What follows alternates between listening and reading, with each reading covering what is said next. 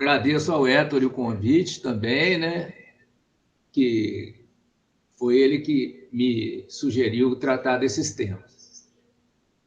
Bem, uma discussão que acontece hoje em vários setores da intelectualidade aí é sobre a necessidade de um projeto de desenvolvimento para o Brasil, um projeto nacional de desenvolvimento. Mas as pessoas falam como se fosse o mesmo projeto, mas, na verdade, nós podemos ter N projetos de acordo com quem propõe, né? A questão aí é quem tem força política para implementar o seu projeto. No passado, a gente teve em Getúlio, né, o desenvolvimento, uma espiral, né, de crescimento econômico com base nas empresas estatais, né? A Petrobras, a siderúrgicas. Isso foi um modelo que gerou um grande avanço, né, e que também chegou um momento em que encontrou limites, né?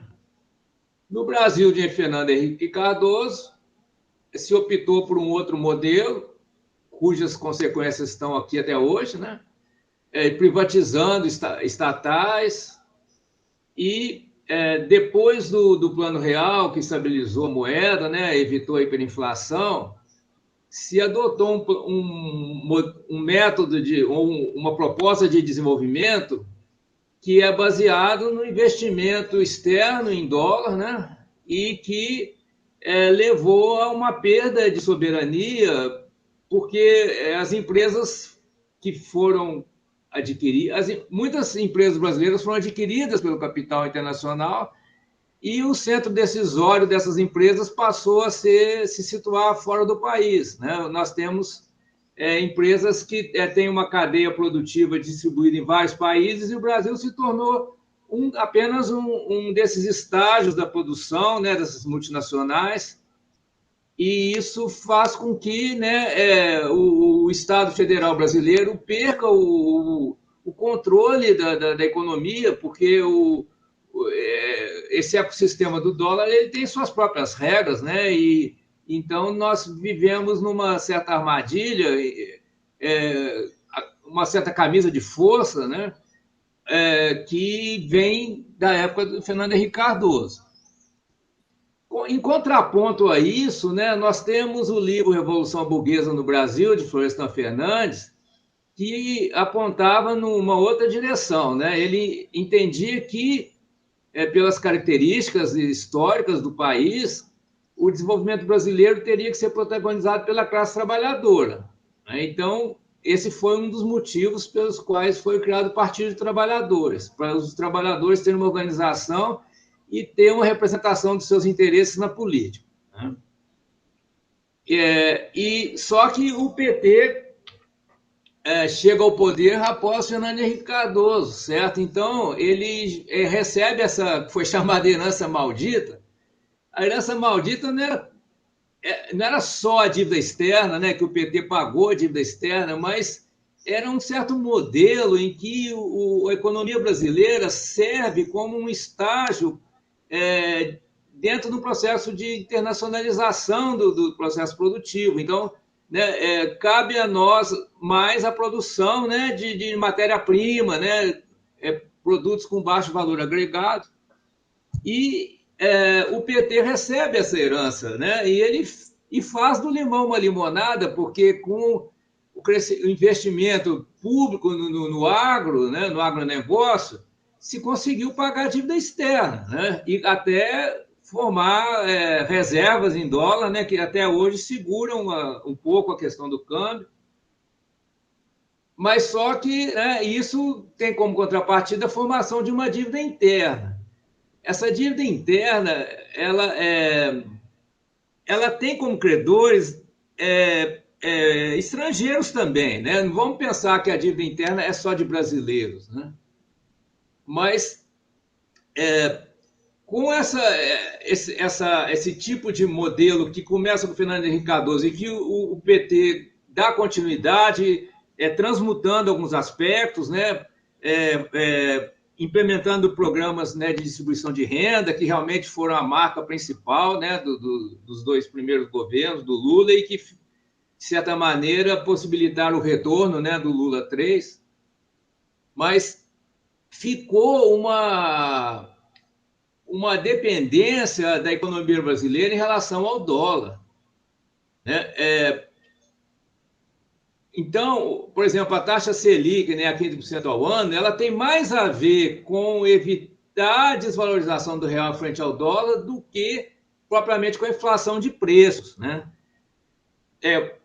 Ou melhor, a inflação no Brasil, desde a década de 70, ela está relacionada com a valorização do dólar, e com isso aumenta o custo de produção, né? Porque vários setores, inclusive o agro, depende de insumos que são comprados em dólar.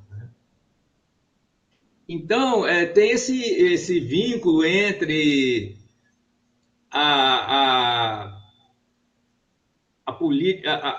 política monetária e a política cambial, né? Porque se emitir moeda em real, né, aí, os economistas vão dizer que isso vai levar indiretamente ao aumento da inflação, por quê? Né? Emite real, aí o real se desvaloriza frente ao dólar, então o dólar fica mais caro, o dólar é usado na cadeia produtiva para comprar insumos, então o preço das coisas sobe, certo? Então não é o mecanismo tradicional de explicação da inflação, né, lá da escola do Friedman, de que basta você emitir moeda que vai ter inflação. Não é isso, né? É mais complexo. É através da dependência do dólar que a emissão monetária ela pode gerar inflação. Aí, aumentando a quantidade de real em circulação, o mercado faz com que o dólar se valorize, né? Então, com isso, fica mais caro comprar os insumos usados no agro, nas multinacionais, comprar tudo que vem de fora, né? Que ainda é em dólar. E aí o preço de tudo aumenta, inclusive o preço dos alimentos, preço de produtos industrializados aumenta. Então, nós temos a chamada inflação de preços, né? Agora, é claro que outras coisas também vêm acontecendo. Nesse ínterim, né, a China se tornou nosso maior parceiro comercial, né? Então, isso é um fato, não é uma questão ideológica, é um fato. Mas, ao contrário do que muitos esperavam, a moeda chinesa não passa a desempenhar um papel relevante no nosso sistema monetário, porque a China também usa como meio de pagamento e de reserva de valor o dólar, oriundo das suas exportações para os Estados Unidos. Ou seja, a China não tem interesse em eliminar o dólar como moeda de pagamento, meio de pagamento internacional, porque ela vende para os Estados Unidos e recebe em dólar. Então, seria matar a galinha dos ovos de ouro, né? E nesse ínter, então, a dívida interna cresce a ponto de inviabilizar o investimento público. O pagamento de juros, né, por essa chamada dívida pública faz com que o orçamento público fique asfixiado, né? Na verdade, o pagamento de juros não entra no orçamento único, o que é uma aberração, né? Porque aí nós temos um déficit nominal de trilhões, só que a discussão no Congresso, do governo, com os políticos, é muito em cima só do orçamento composto, né, de receitas e despesas, né, que é anualmente votado, né, pela Lei de Diretrizes Orçamentárias. O Congresso decide, né, tem as despesas obrigatórias e tem as outras que dependem de uma decisão, né, para onde que vai ser usado o dinheiro. E com o crescimento da dívida interna, esse orçamento ficou completamente asfixiado, né, chegando ao ponto de se ter que cortar a verba da saúde, da educação, e o investimento público fica muito prejudicado por falta de recursos, porque o que se coloca, né, na discussão política é que teria que cortar gastos ou aumentar a receita. Não se considera a possibilidade de fazer o que todo país desenvolvido faz, que é emitir moeda para investir. Então, feita essa introdução, vem a pergunta, né? Nesse contexto, como seria um projeto de desenvolvimento baseado nas forças políticas organizadas pelo PT, que detém o poder federal e provavelmente, né, vai continuar por mais 4 anos, né, a partir de 2026, né? Esperamos. Né? Porque não adianta discutir um projeto assim arbitrário de país, né? O Ciro Gomes chegou a publicar um livro, Projeto Nacional, mas é tirado da cabeça dele, né? E a força política para implementar isso. E tá certo, o PT não tem um projeto bem definido, né? Mas ele tem uma história, tem certos compromissos que delineiam um tipo de projeto, né, de desenvolvimento para o Brasil. Falta, né, elaborar esse projeto e também definir de onde vai vir o recurso financeiro para financiar esse projeto. Porque é óbvio que não adianta se ter um programa de aceleração do crescimento, por exemplo, que foi feito no governo da Dilma, agora está sendo feito de novo, mas se tem poucas verbas para isso, o impacto é pequeno. Né? Tem que ser um programa realmente que mobilize a sociedade e para isso precisa ter recursos financeiros que realmente esteja à altura do passo que se quer dar. Né? Não é um programa assim para salvar as aparências, não. Seria um programa realmente para investir pesado no sistema produtivo, na infraestrutura, para o Brasil dar um salto que ele está amarrado, né, há vários anos.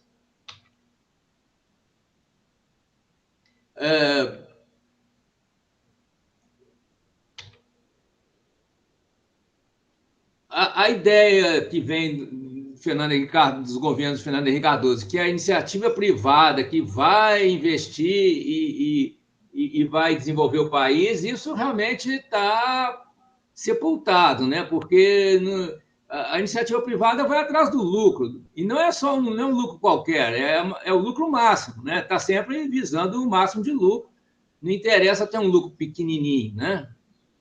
E, além disso, o uso da estratégia do Getúlio Vargas de construir estatais, isso também está descartado, né? Porque com o déficit do Estado, né? O chamado déficit público, não há recursos para isso, e também porque isso já era criticado na década de 1960, né? Pelo Guerreiro Ramos, por exemplo, isso leva à formação de uma burocracia, né? Que ele chamava de formalismo na administração brasileira, que está uma burocracia que busca o seu próprio patrimônio, o seu próprio ganho patrimonial, e não o desenvolvimento do país entendido como nação, como o povo, né? A melhoria da qualidade de vida do povo. Qual que seria a alternativa, né? A primeira alternativa aí da iniciativa privada é o chamado neoliberalismo, né? Reduzir o Estado e colocar todas as fichas na iniciativa privada.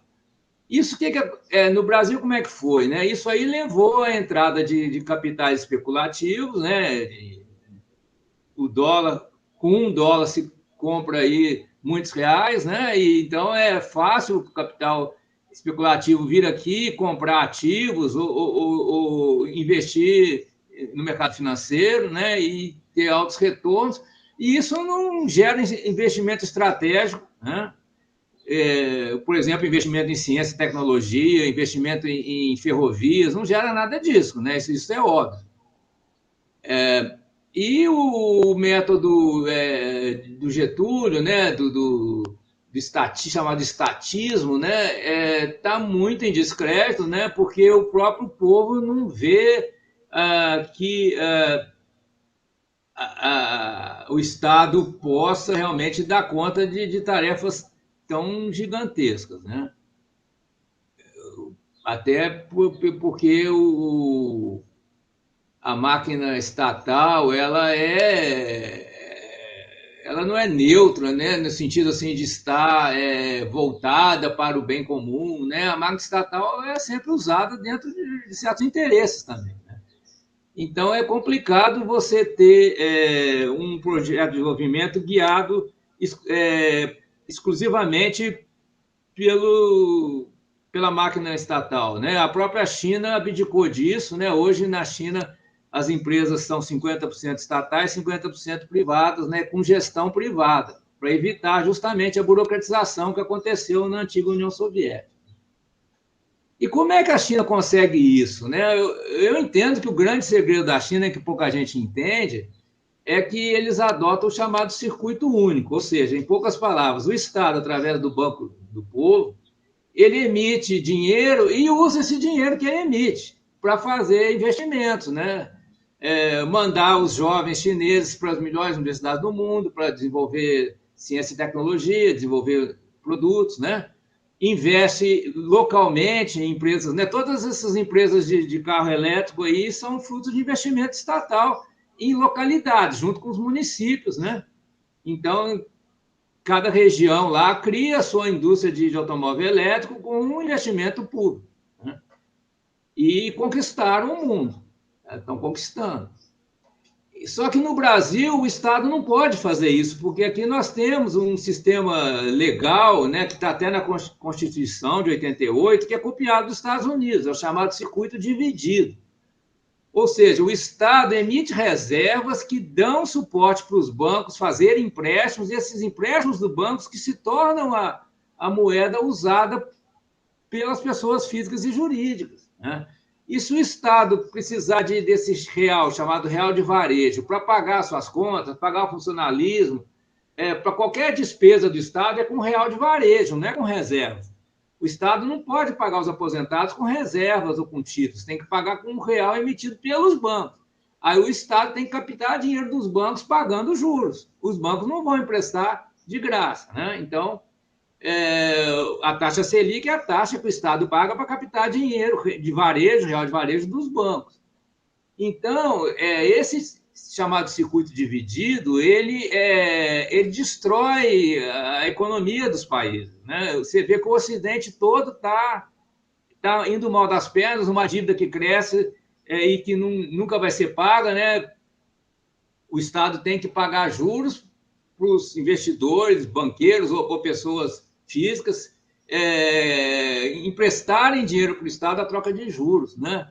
Porque o Estado não pode usar o próprio dinheiro que ele emite, que é o título e a reserva, né? O Tesouro emite títulos, o Banco Central converte em reserva, mas o Estado não pode usar esse dinheiro é para dar suporte para os empréstimos que os bancos fazem. Os bancos têm que ter 1/10 de reservas para os seus empréstimos, né? Então, os bancos fazem uma multiplicação, né, da reserva em real de varejo, que é através de empréstimos, que tem a criação da moeda chamada real de varejo, né, que é a que a gente usa. A gente não, no dia a dia, a gente não usa as reservas nem os títulos, né, no comércio, no mercado. A gente usa o real, que é emitido pelos bancos. Então, aqui a gente entra nessa distinção fundamental feita pelo Joseph Huber, que é um sociólogo da economia. Ele não é economista, ele estuda como a sociedade processa, né, o sistema financeiro, como acontece o processamento na sociedade das finanças e da produção e do consumo. Então, ele diz que no Ocidente, né, nós temos dois circuitos monetários diferentes. Um é a circulação pública de moeda bancária, aqui que é o real, né, entre instituições não bancárias. O que são instituições não bancárias? São as empresas, né? E são as pessoas físicas também que usam, né, essa moeda. Essa moeda que a gente usa, a base dela é um registro contábil no banco, né? O que a gente tem é isso, né? Quando você vai usar o cartão de crédito para pagar uma conta, você está transferindo um registro no seu nome para o registro da pessoa que está recebendo o pagamento.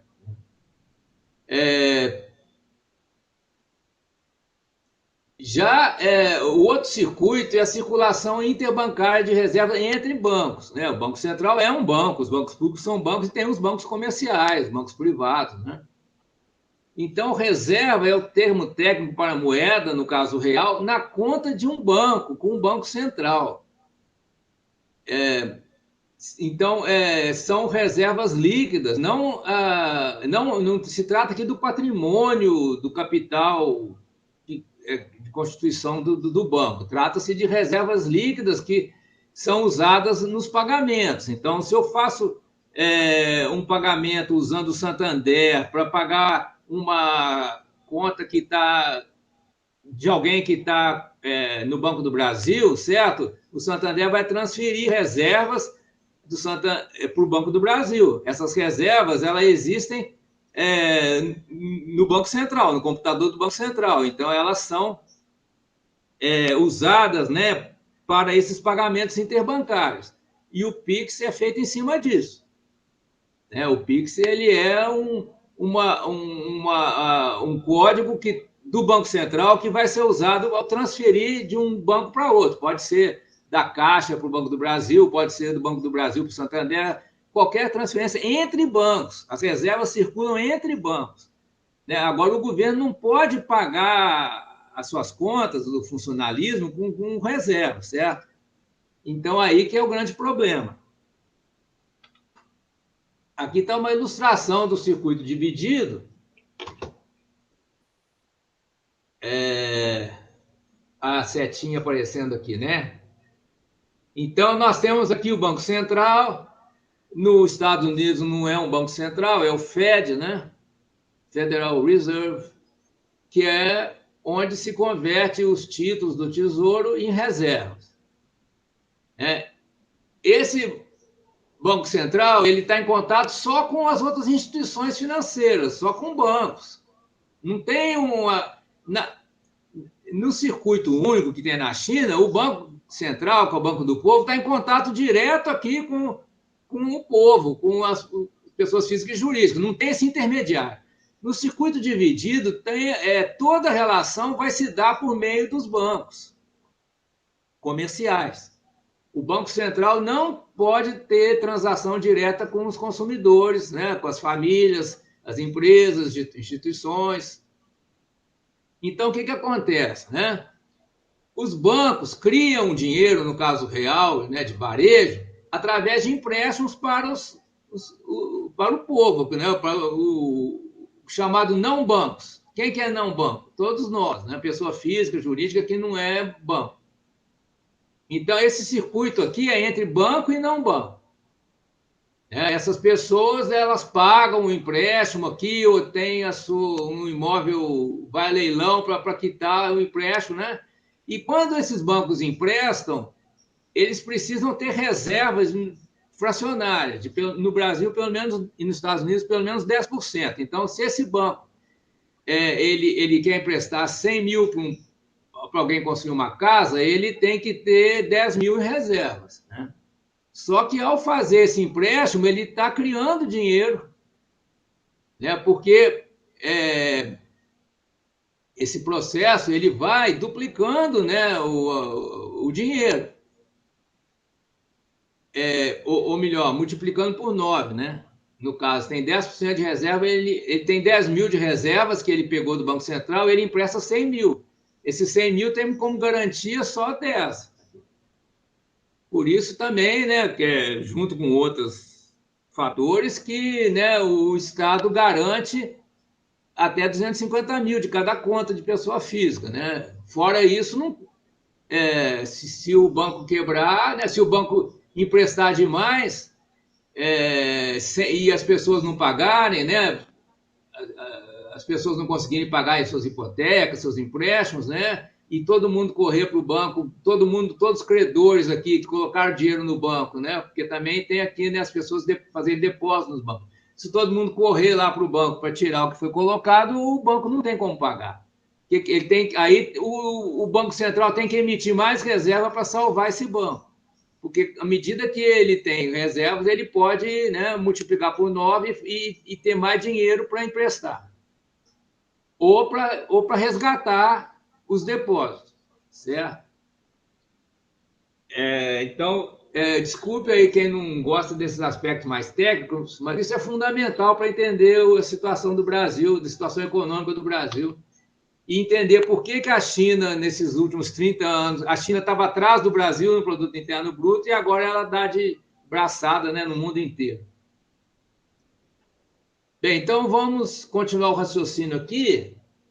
Né? Nós temos uma falta de investimento produtivo e investimento em infraestrutura, né? Que é justamente o que a China tem. Por quê? Né? A China inventou uma forma de ter recursos monetários para fazer isso. E é aquela ideia de que primeiro você gera o dinheiro e investe, aí depois vai gerar riqueza. A riqueza vem depois. Né? Aqui no Ocidente, né, a ideologia é falsa. A ideologia mais falsa não existe, mas a ideologia seria que primeiro você tem que produzir para você ter superávit e aí você vai investir. Né? Essa é a grande falácia do neoliberalismo e das economias do capitalismo liberal, né? Mas que vem da escola de Chicago, né? Com nome e sobrenome, Milton Friedman. Mas continuando aqui, o PT ele colocou uma ênfase muito justa, né, na redistribuição de renda, programas sociais, mas isso ainda não é a solução para o desenvolvimento econômico, certo? Então, falta alguma coisa aí na atuação do PT para realmente o Brasil sair da estagnação. Aqui já é uma colocação do Luiz Otávio, que é um economista, né? O cerne do problema está na baixa taxa de investimento, formação bruta de capital fixo, que não permite a capacidade de produção, a oferta de produtos, crescer a taxas mais elevadas. É claro que se produzir mais, tem que ter também capacidade do povo de comprar o que é produzido, né? Então, também tem a questão da renda per capita ter que crescer, junto com a produção, tem que crescer a renda per capita para que os produtos sejam efetivamente vendidos, né?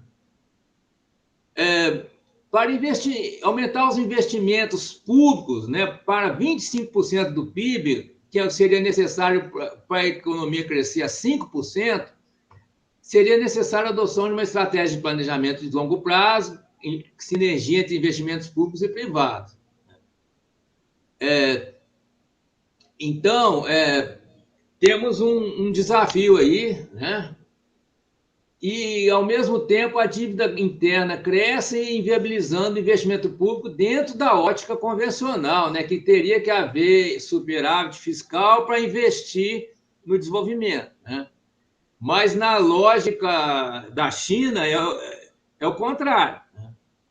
Primeiro, o Estado emite a moeda, ele investe, aí o desenvolvimento vem depois, né? Vai ser o resultado. A riqueza que vai ser gerada vem depois, né? Que tem o investimento.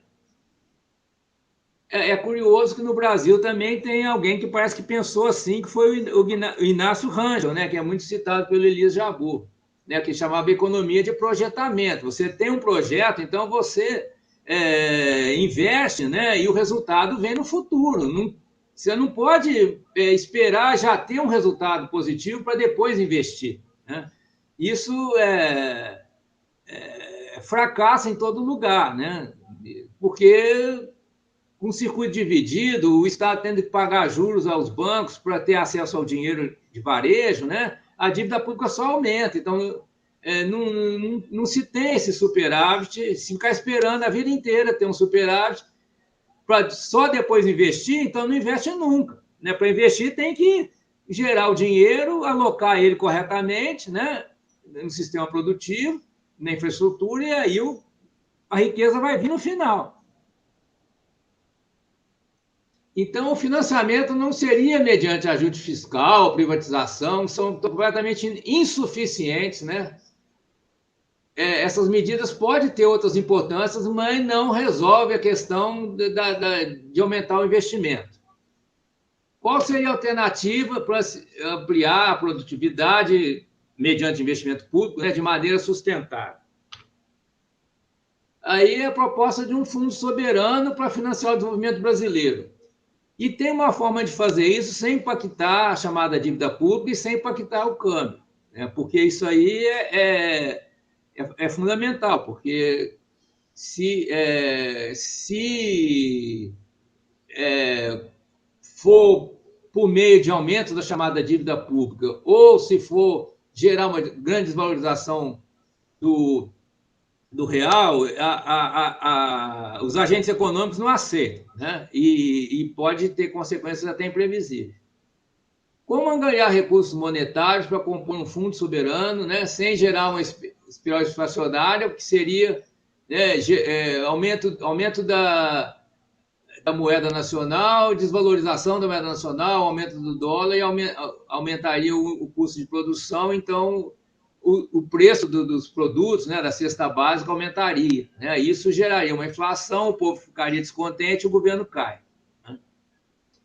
Para conseguir gerar esse fundo, tem que ser um método dito heterodoxo, né? Que na nossa proposta é usar um mecanismo financeiro do tipo circuito único, que é de modo semelhante ao chinês, mas com uma moeda brasileira, né? Porque muita gente fala que os BRICS vão criar uma moeda que vai servir para o investimento público no Brasil, mas provavelmente isso vai demorar muito, porque a China não tem o menor interesse em remover o dólar da função que ele tem. E, além disso, para uma outra moeda ser utilizada como meio de pagamento internacional, é preciso haver um grande estoque dessa moeda, né? E não existe nenhuma outra moeda que tenha um estoque tão grande como o dólar, um estoque necessário para as transações. Porque você imagina, né, comprando não sei quantas toneladas de petróleo de um país comprando do outro. Vai pagar com que moeda? Vai pagar com a moeda chinesa? Mas não tem essa moeda chinesa para pagar. Então, o dólar vai continuar sendo o meio de pagamento, porque já tem muito dólar circulante, né? E as pessoas precisam comprar e vender, e elas têm que usar esse dólar, a não ser que um outro país disponibilizasse a sua moeda para essas transações internacionais, ou que o banco do BRICS criasse uma nova moeda, mas vai criar como, né? É complicadíssimo isso, porque as moedas nacionais elas estão ligadas à riqueza nacional, né? À produtividade, né, das nações. A China tem, né, o renminbi, o yuan chinês está ligado à economia chinesa, à riqueza da economia chinesa, né? Então, a única moeda que está, digamos assim, descolada da vida real é o dólar, porque ela foi adotada por questões políticas, geopolíticas, né? Depois da Segunda Grande Guerra, os Estados Unidos liderando, né, a própria ONU e os organismos comerciais e tudo mais, o dólar foi adotado, né? Isso está sendo agora ruim para os Estados Unidos também, né? Do dólar ter esse descompasso entre o montante de dólar que é usado internacionalmente e a riqueza dos Estados Unidos, que é o país que emite o dólar. Isso é complicado para eles também. Então, difícil. Agora, o que nós vamos fazer? Nós vamos continuar dependentes do dólar ou vamos ficar esperando a moeda dos BRICS? Não, tem uma terceira alternativa, né, que é uma moeda brasileira que fosse de circuito único, que é o DREX, né? O DREX está aí, né? O DREX é uma moeda digital de Banco Central que pode ser usada para pagamentos do Estado, né? Ainda não é isso, mas pode vir a ser. Falta pouco, né? É algo possível.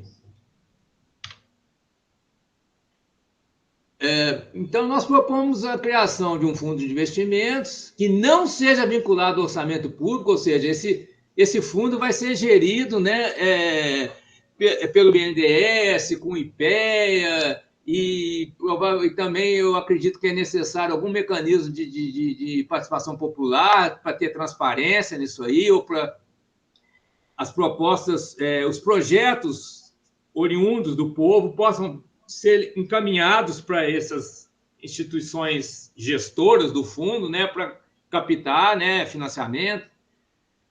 Então, seria algo parecido com o plano de metas de Juscelino, né? Aí é o nosso economista, o Luiz Otávio, que fez essa comparação. Né? A base, né, que muita gente acha que é maluquice, mas é o que todos os países desenvolvidos fazem, né? Emissão de moeda pelo Banco Central, com títulos, né? Esses títulos não para produzir reservas para os bancos comerciais, esses títulos para emitir DREX. Porque uma moeda para existir, ela tem que ser emitida. Como é que o DREX vai vir a existir? Tem que emitir o DREX. Né? E não precisa destruir real para emitir DREX. Né? Você não vai pegar nas contas públicas e apagar R$1 milhão para criar R$1 milhão de DREX. Não, você vai criar R$1 milhão de DREX sem mexer no R$1 milhão. O DREX é real, mas é outro tipo de real. Né? Então, a solução seria essa. Né? O sistema financeiro brasileiro tem muita conversibilidade cambial, uma facilidade, né? Então, esse fundo soberano tem que estar numa moeda que não possa ser convertida em dólar, porque senão gera aquele problema de desvalorização da moeda brasileira e aumento da inflação como resultado, né? Da inflação de preço.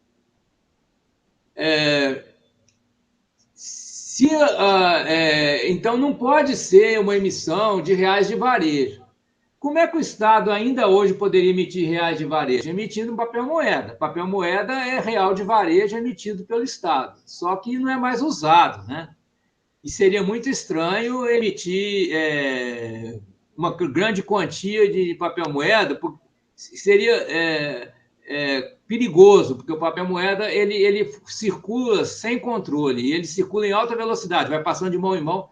Isso realmente pode gerar inflação, não a inflação da teoria quantitativa da moeda, que é a relação entre moeda circulante e riqueza, mas a inflação de preços, né? Porque uma maior disponibilidade real leva a uma desvalorização em relação ao dólar. Aumento do dólar gera aumento de custo de produção, aumento de custo de produção gera aumento de preço, né? Essa que é a cadeia da inflação no Brasil. O Estado no Brasil não pode usar, né, do circuito único, subscrição direta de título do Banco Central em troca de moeda. Nem para investir, nem para pagar contas, né, pagar aposentadoria, etc. Tem que captar o real de varejo emitido pelos bancos, isso no circuito dividido. Mas isso pode ser evitado numa solução tipo circuito único, que é o que a China faz. A China emite o renminbi ou yuan digital em circuito único e investe esse dinheiro direto. Não tem banco comercial lá no meio do caminho, é circuito único. Então, vamos mandar um cientista tal lá para a Alemanha para aprender a fazer alguma coisa. Vamos e emite, aperta um botão lá, emite o dinheiro e dá uma bolsa para essa pessoa. Né? Isso pode acontecer no Brasil com o DREX, que foi planejado para ser uma moeda digital de Banco Central, embora depois, pela informação que a gente tem, ele teria sido restrito a ser um meio de pagamento interbancário, como uma espécie de uma extensão do PIX para poder fazer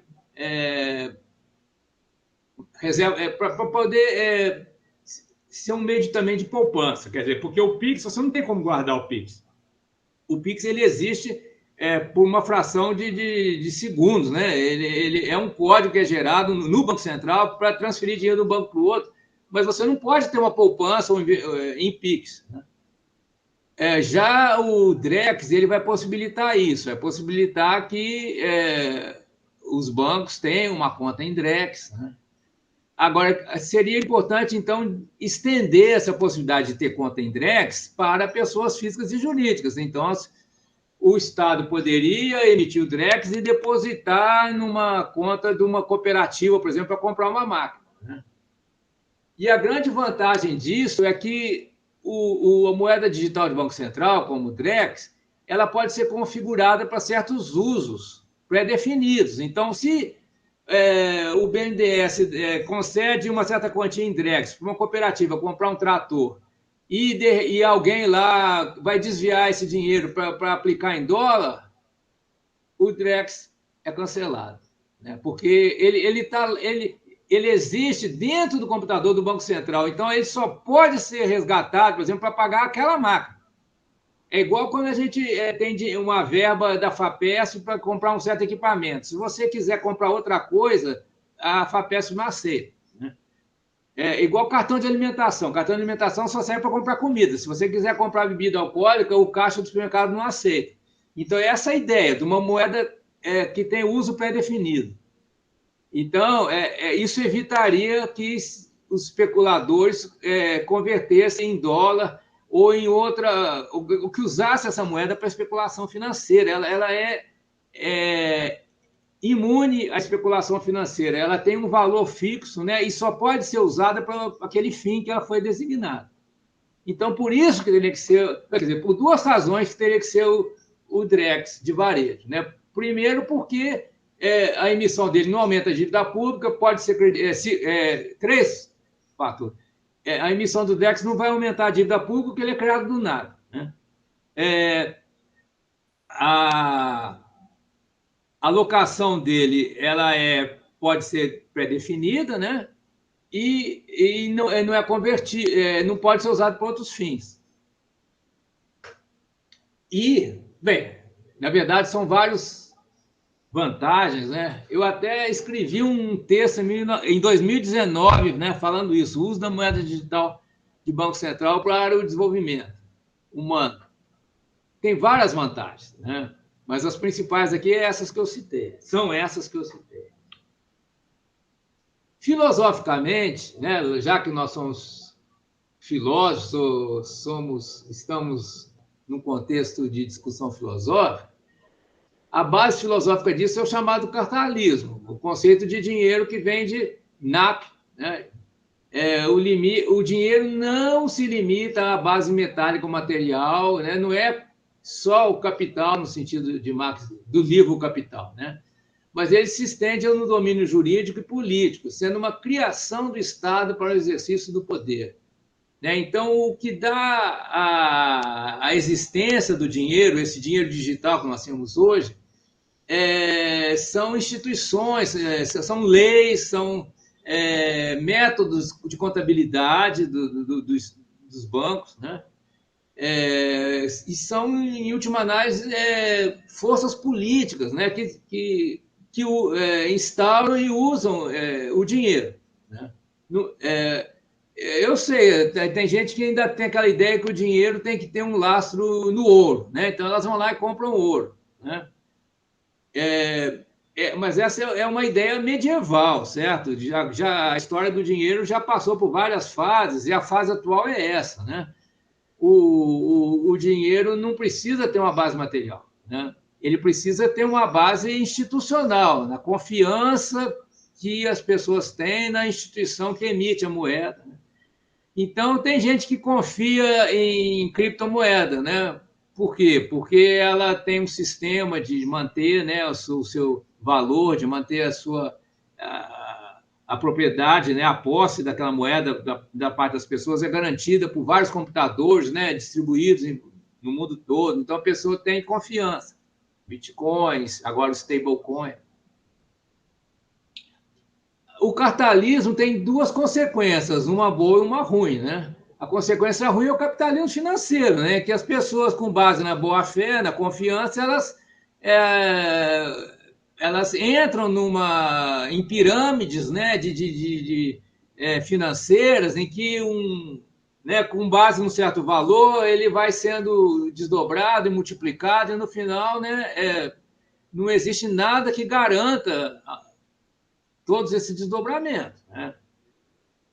Mas, por outro lado, né, abre uma possibilidade muito interessante, que é o Estado emitir moeda mesmo sem ter a riqueza prévia, né, que é aquilo que eu estava falando antes, que é o que a China faz, que, de certa maneira, o Inácio Rangel propunha aqui no Brasil, e que não entra de maneira nenhuma na cabeça dos ortodoxos, né, que é emitir dinheiro do nada, investir ele bem investido, né, e com isso promover o desenvolvimento de um modo que seja do interesse do povo. E tem a possibilidade também de ser usado em política de distribuição de renda, e o Brasil é o pioneiro com o Bolsa Família, né? Todo mundo sabe disso.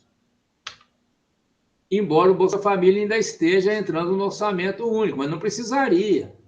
Não precisaria ter o Bolsa Família dentro do orçamento lá do Congresso. Pode ser um orçamento paralelo também, né? Que o Estado emitisse em DREX e depositasse direto na conta dos beneficiários, e a conversão se faria quando esses beneficiários fossem comprar um pão, por exemplo, no supermercado, né? Ali usariam um cartão para converter em real, porque o supermercado vai querer receber em real. Bem, então, continuando aqui,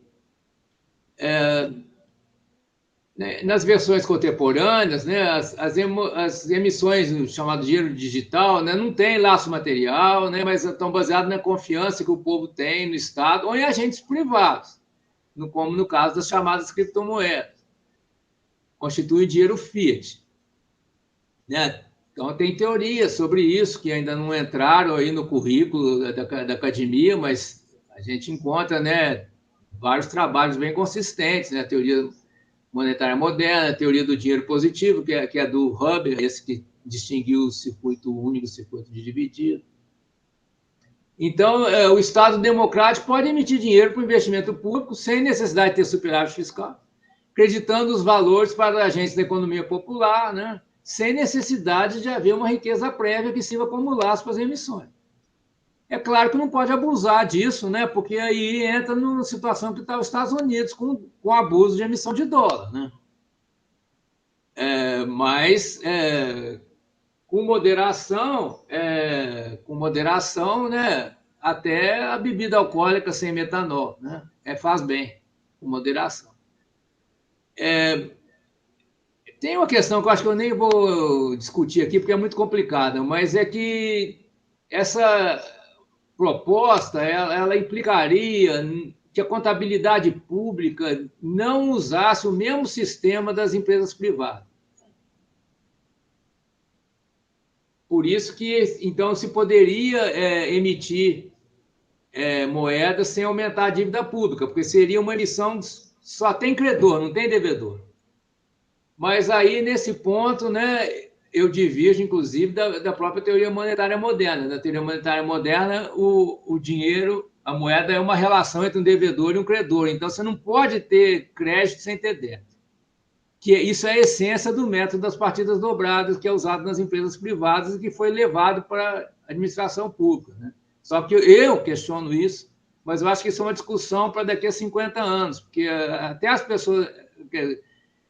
muita gente já discorda sem nem entender o problema, né? Então é muito complicado discutir isso. Eu acho que, mas de fato o Brasil pode emitir moeda sem lançar isso como débito na dívida pública. Pode, tecnicamente pode. Então é isso que importa. Comentários finais. Eu acho que o principal está aqui nesses 5 pontos, tá? O sistema financeiro de duplo circuito ocidental, né, conduz a um aumento inexorável das dívidas estatais, né? Vocês já devem ter ouvido falar, a dívida do Japão é maior que o PIB, né? Os Estados Unidos tem também trilhões de dívidas, né? É impagável, não vai ser apertando o orçamento, cortando gastos, que vai pagar isso. Não vai pagar nunca. Todo mundo que entende um pouquinho sabe que isso é impagável, né? E isso gera um estrangulamento dos investimentos públicos.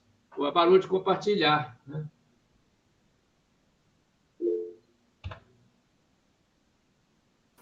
Parece que caiu aquele seu outro usuário, o Alfredo. Eu vou... Ou foi só compartilhamento? Deixa eu ver aqui.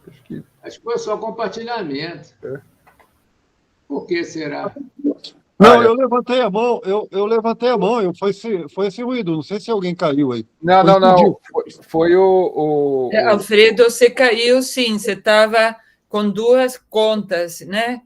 Isso, agora deu certo.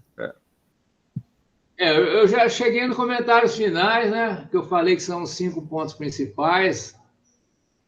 Tem muita volta no meio do caminho aí, né? Mas se a gente for numa linha reta, chega nesses 5 pontos aí. O sistema de duplo circuito, se alguém não entendeu, depois eu posso tentar melhorar a explicação. Em todos os países, conduz a um aumento inexorável das dívidas, né? Na verdade, são dívidas do Estado, eles chamam de dívida pública para dizer que a dívida é do povo, né? Os mais cruéis dizem que a pessoa já nasce com uma dívida de não sei quantos mil reais, né? Isso é mentira, né? Isso aí é uma lorota, uma ideologia, né? É uma dívida que o Estado faz com os bancos, porque o Estado precisa captar dinheiro dos bancos para pagar suas contas. Está proibido do Estado emitir uma moeda, um dinheiro e pagar suas contas com o dinheiro que ele emite, né? Esse dinheiro tem que ir para o banco para garantir o empréstimo que o banco faz, e esse empréstimo que o banco faz que gera o dinheiro que a gente usa para pagar as contas, e o próprio Estado usa para pagar as contas. Agora, a China adotou o circuito único e escapou dessa armadilha, né? Então, a China assim, é o farol que ilumina isso aí, essa crise toda do capitalismo ocidental. A China, como é que a China escapou disso? Teve muito trabalho, né? As pessoas trabalharam muito lá, né? Se esforçaram bastante, mas a enzima, né? O que fez a grande diferença foi o investimento público. E investimento público não com uma riqueza prévia, porque não tinha, né? A China era um país até pobre, né? 30 anos atrás. Mas investimento com dinheiro que eles emitiam no Banco do Povo, só tem esse banco lá, né? Assim, emitindo dinheiro. E esse dinheiro vai direto para os investimentos estratégicos. Então, na China, o Estado ele faz investimento, planejamento, investimento estratégico. Por quê? Porque ele tem o poder de emitir o dinheiro que ele usa. Todos os países ocidentais, o Estado não tem esse poder. O Brasil tinha. Ironicamente, foi a Constituição de 88 que cortou isso, copiando um modelo americano. Né? Mas na época do chamado milagre econômico, podia, né? Inclusive era emissão de papel moeda, né? Emitia o papel moeda e pagava as contas com o dinheiro que o próprio Estado emitiu. Não tinha essa dívida interna, né? Teve a dívida externa, porque fizeram a besteira, né, de pegar empréstimo em dólar. Aí que danou tudo, depois teve a inflação por causa disso. Então, tem a saída da China, que é o circuito único, né? E agora, né, há 2 meses atrás, os Estados Unidos encontrou uma saída, né, que muita gente ainda não entendeu, que é o ato Gênios, autorizando a convertibilidade entre dólar e criptodinheiro, né? Não é criptomoeda, é criptodinheiro, stablecoins. Stablecoin é um criptodinheiro que existe a garantia de conversão em dólar. Só que isso aí só é válido para quem for amigo do rei. Né? Ou seja, eu crio uma empresa de stablecoin, eu sou amigo do Trump, então os meus stablecoins o Estado garante a conversão deles em dólar. Isso é uma transferência de trilhões do Estado para essas empresas que estão emitindo stablecoins. É uma coisa assim, quase inacreditável. Né? E aí, ó, o que confirma tudo isso que eu estou dizendo é que eles também estão proibindo moedas digitais estatais, a CBDC. Então, aí, checkmate, né? Porque a moeda digital estatal é o que a China faz. Né? Eles querem impedir isso nos Estados Unidos. Então, para desafogar as contas americanas, né, em resumo, né, em uma única frase, eles estão apelando para a criptomoeda. Estão oficializando a criptomoeda as criptomoedas que são conversíveis em dólar. Isso dá um poder de fogo enorme, né, para a oligarquia que está controlando essas stablecoins. O Brasil, então, pode tentar tampar o sol com a peneira, como tem tentado até hoje, né, com esses negócios de meta de gasto, teto de gastos, né, lá do Temer, que continuou, de certa maneira, busca de superávit fiscal. Isso aí é tampar o sol com a peneira e tampar muito mal, né? Ou então o Brasil pode tentar imitar os Estados Unidos, apostar em criptomoeda, né? Parece que foi El Salvador, né, que usou o Bitcoin como uma moeda oficial. Isso aí é muito arriscado, totalmente não recomendável. E a outra opção, que nós já estamos nela, de certa maneira, com o Pix, tá? O Pix já é um prelúdio disso aí. E o Pix elogiado, né, pelos prêmios Nobel americanos lá, o pessoal lá do MIT, elogiando o Pix. Porque aí seria um outro seminário, mas a ideia da CBDC, Central Bank Digital Currency, saiu do MIT, né? E é uma proposta muito interessante para a democracia, né? Para um investimento público, não em favor de uma oligarquia, mas em favor, né, do desenvolvimento humano, né? Investimento, né, em saúde, educação, transporte, tudo mais, com uma moeda digital estatal, garantida pelo Estado.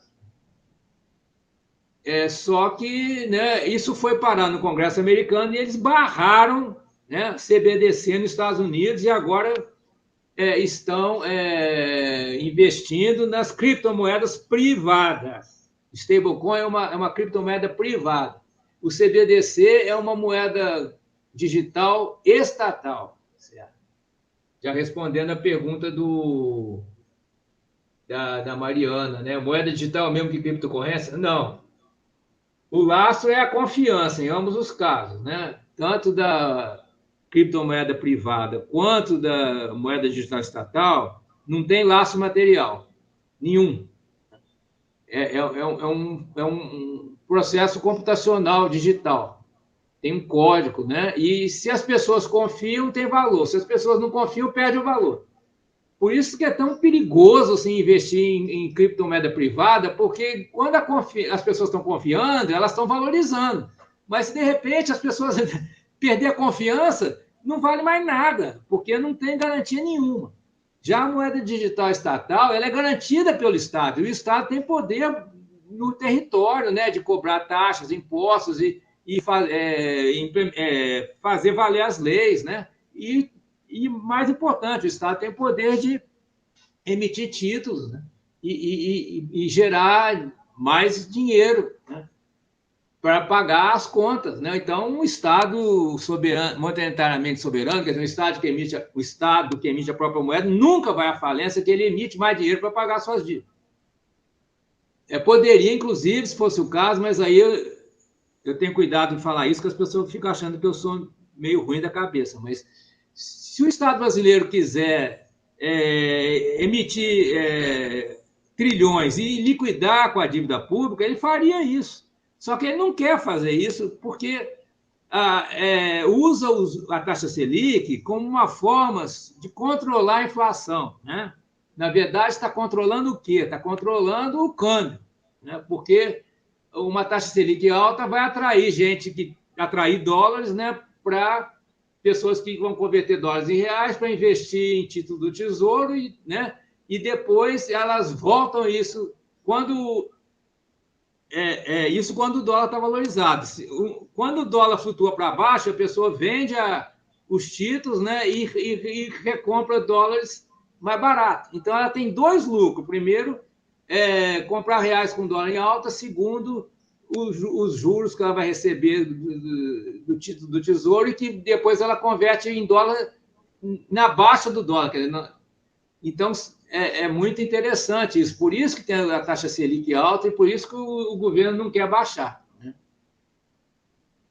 Aí alguém pode perguntar, mas tudo bem, você está falando de criar um fundo, mas um fundo para quê, né? Aí também é outra questão a ser discutida. Eu diria que a vocação do Brasil é a indústria alimentícia. Agora, a indústria alimentícia pode ser um modelo do agro, que tem N problemas, e pode ser um modelo da agricultura popular, né? Da chamada agricultura familiar, agroecologia, eu chamo isso de cooperativas populares. Então, eu entendo, né, que a verba desse fundo deveria ser para a indústria alimentícia em cooperativas populares no entorno das cidades grandes e médias, né, porque dentro das grandes cidades não dá para fazer nada. Né, é um ambiente totalmente saturado. Não tem, às vezes tem lugar que não tem nem rua, né, é uma viela, assim, não dá nem para passar um carro.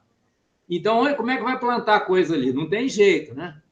Então, seria não no campo, que o campo está dominado pelo agro, mas seria entre o campo e a cidade, né? Tem no entorno das grandes cidades, até pela proximidade com o mercado consumidor das cidades, né? Tem uma área que poderia ser usada para um grande projeto, né? De formação de cooperativas e utilizar de modo sustentável os recursos riquíssimos do nosso bioma, que são desprezados, né? Como raízes, frutas, né? Para cosméticos, para plantas medicinais. Pode fazer uma lista de recursos do bioma que a gente despreza. Isso, na verdade, é capacidade ociosa. Capacidade ociosa não pode ser pensado só em termos industriais, né? Uma indústria que comprou uma máquina que pode funcionar 24 horas por dia, mas está funcionando só 12. Então, capacidade ociosa não é só isso.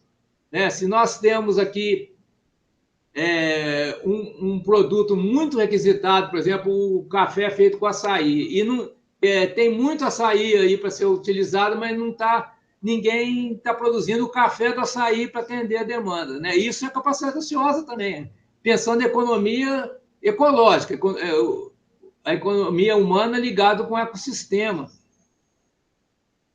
Agora, e aí entra, né, a inspiração para o nosso projeto, né, de Instituto de Ciência e Tecnologia, que, para viabilizar isso, tem que formar novas cabeças de empreendedores entre os jovens. Né? Não é aquele cara ali que montou uma bet e ficou milionário, né, ou o cara que está na especulação financeira que vai fazer isso. Né? Nós temos gerações de pessoas no nosso país mal direcionadas na economia para coisas especulativas, destrutivas, ilegais. Né? Então, precisa criar uma mentalidade empreendedora de economia solidária e sustentável nas novas gerações. Né? Essa é a inspiração do nosso projeto. Não sei até que grau a gente consegue contribuir para isso. Né? E concluindo, né, o conceito de inovação frugal é muito importante aqui, porque não se trata de gerar uma tecnologia de ponta, não. É preciso encontrar soluções para processos, né, para os quais já existe certo conhecimento e prática popular. Né? Então, por exemplo, esse do café do açaí. Né? Para fazer o café do açaí, tem que desenvolver uma tecnologia. Mas não é nada assim né? Não é ciência de foguete, né? Como se diz, né? Não é rocket science. É algo simples, né? É uma máquina que vai, né, processar o açaí e fazer o café de açaí.